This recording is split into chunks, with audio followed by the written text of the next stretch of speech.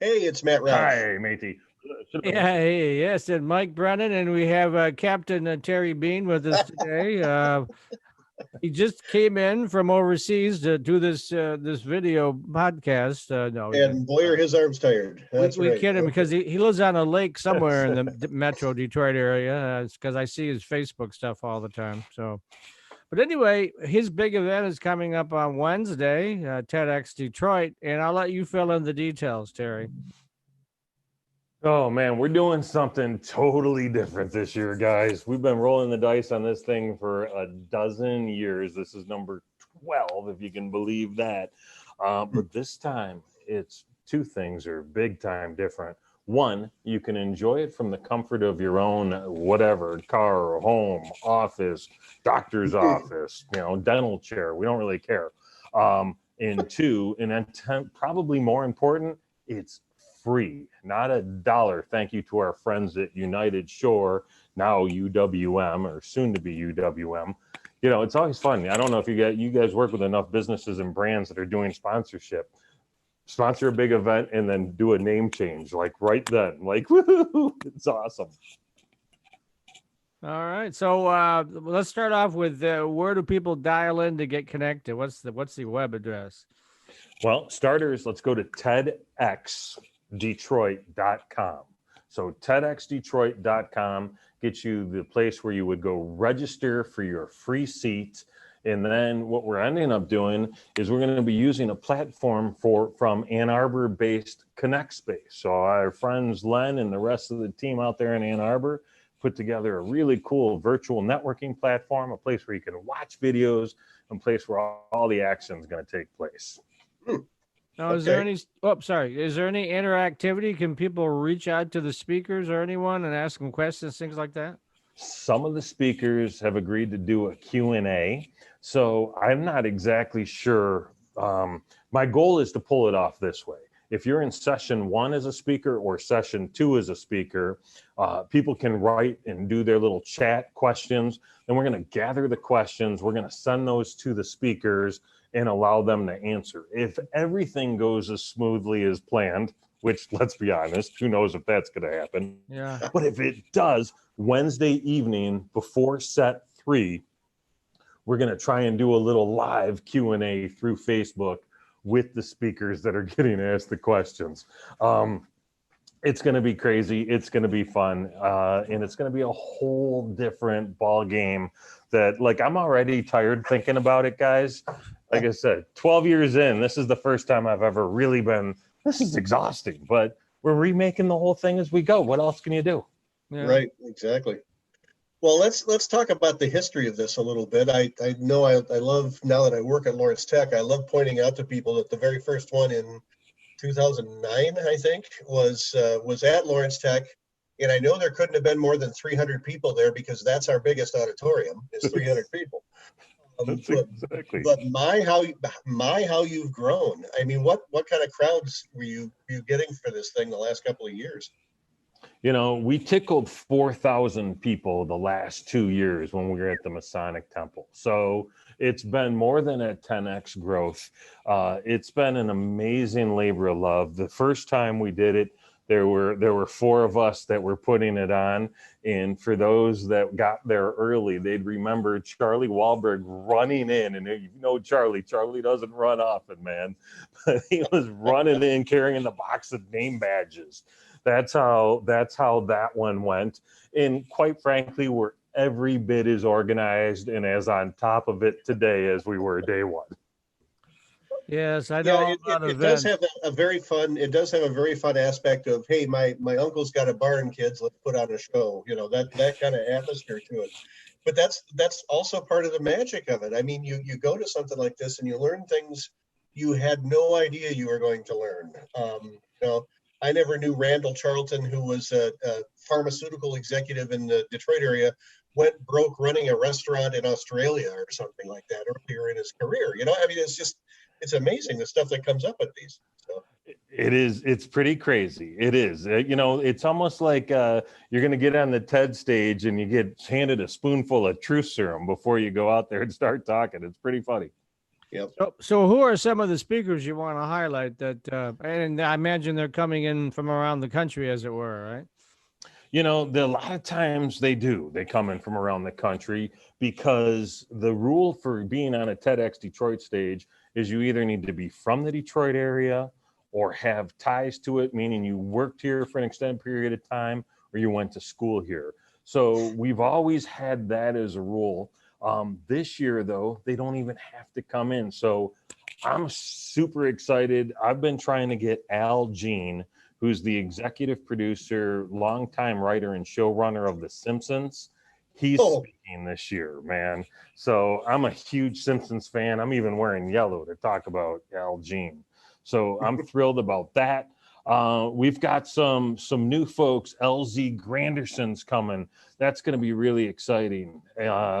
Alicia Gabriel and Deidre Robertson are going to be here, and that's going to be fun. These are folks that are kind of in the first set. And I should probably explain one of the main differences. 10 to 11:30 is session 1. 2 until 3:30 is session 2. And 8 until 9:30 at night is session 3.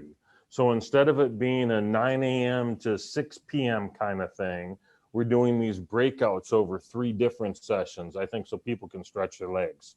So I want to make sure that we know a little bit about that. Jacob Brown is one of the new speakers that's going to be coming. We're excited about him. Eric Thomas is going to be speaking as well. So we got some good folks that are really kind of making their TEDx debut. The other thing where I'm thrilled about is we're going back and we're revisiting with some of our favorite TEDx speakers in the past. So there's going to be a couple of comedians, 3 of them, in fact, that have graced our stage in the past. And we've got 3 magicians that have graced our stage. And some of our favorite speakers like Leon Lebrac and Kari Turner are coming back, and they're going to share what's going on and what's new in their world too.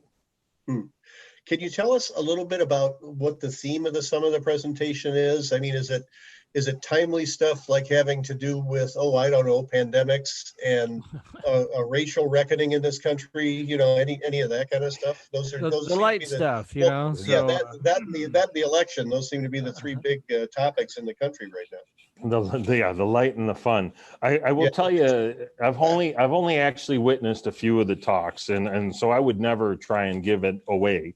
But I will tell you that one of the talks is absolutely dealing with racism in this country and how that looks, and that's coming from an African American gent, and I think it's going to be a powerful talk. I will tell you that we're taking a look at the economy and how it's like an ecological system, right? And how it ebbs and flows similar to ecology. And that's a brilliant talk, and I'm excited about that. As far as anything pandemic related, we've got a couple of MDs talking. I have not been privy to their talk, so I can't tell you what their topic is going to be, but it would make sense that they may mention it briefly. So, but we don't do themes, right? Our theme is always ideas worth spreading, which is what TED's whole goal is, ideas worth spreading. And it's, what the rest of the world needs to see coming out of Detroit. That's been our missive since day one. It won't change. Now, have there been other online TED versions so far this year due to the pandemic? And have you stolen any good ideas from those, or is this a completely locally baked production? Charlie and I, man. He said to one of our speakers that he said, "This may surprise you, but we're making this up as we go." And I wrote back, "We've been making shit up together since 2009 and individually since 1969 and 70, respectively." Yeah. Right. So that's just kind of who we are. So yeah, you gotta innovate. You gotta do what you're doing. I mean, there was somebody actually mentioned on our board talk about, well, maybe we shouldn't do it this year. Like, you're off the team. You got to go. That's it. You're out of here. So the beauty of these things, of course, just like this show, is we're live, yes, but then, as you know, I produce it as segments afterwards. And are you doing the same thing? Because a lot of people, obviously, it's hard to do live events because stuff comes up and they can't be there live. So are you going to offer it on demand? So the one thing about TED Talks is if you don't make it for the day, right, you don't get to see it until those videos are actually released, right? So we're going to do that same sort of thing. We'll have the videos will be available that day, but then at midnight, they're gone, right, until they get published through the TED website. I don't know if we're going to make any exception on that. I really don't. So I can't fully speak to that. There are areas of the production team that they don't let me anywhere near, similar to when I ask my wife if she needs help in the kitchen, right? Mm-hmm. Yeah, you can wash the dishes, Terry. That's the help I need from you in the kitchen. Let's clean up the kitchen afterwards and we're good. Yep. That's okay. I know my strengths. I stay out of the way. All right. And then how long typically, what's the turnaround on something like that? I mean, is it talking days, weeks before they're turned around in previous TEDx's? In previous TEDx's, it was usually more incumbent on us than on TED. And it normally took about a week or so once we got them. So that meant it could be anywhere from 2 weeks to 2.5 months.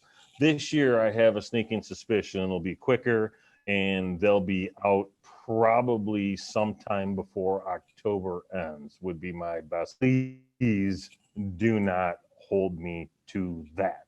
I always tell people, if I'm the only one nodding, that means you should listen to the person who's going like this. Yeah. So I don't have anybody here who has my back. So.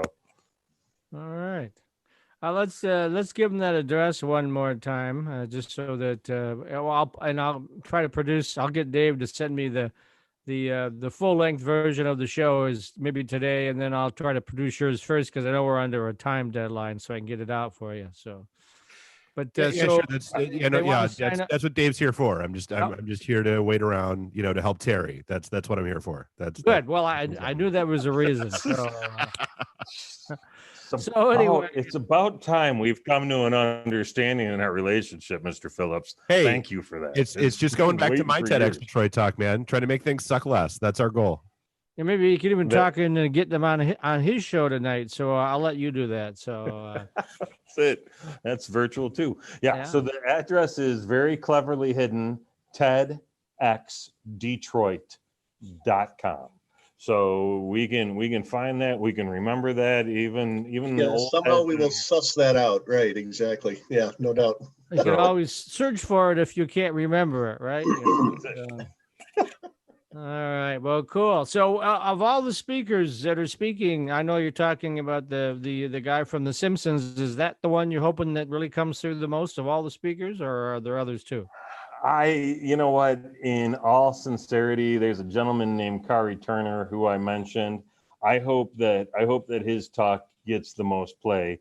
Al Jean and The Simpsons is a pet project of mine. As I said, I've chased after him for 7 years to get him on this stage.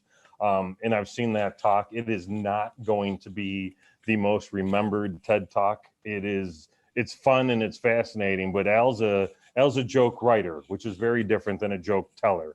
And we'll witness that.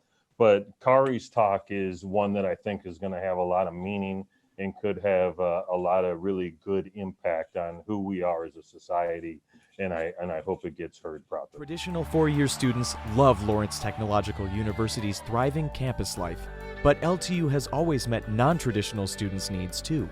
Lawrence Tech offers over 100 degree and certificate programs that can get adult students started or back on track. And most of our classes are conveniently offered evenings at our beautiful Southfield campus or online, so you can balance your social, family, and work life even while you power up your career. Lawrence Tech, where Blue Devils dare.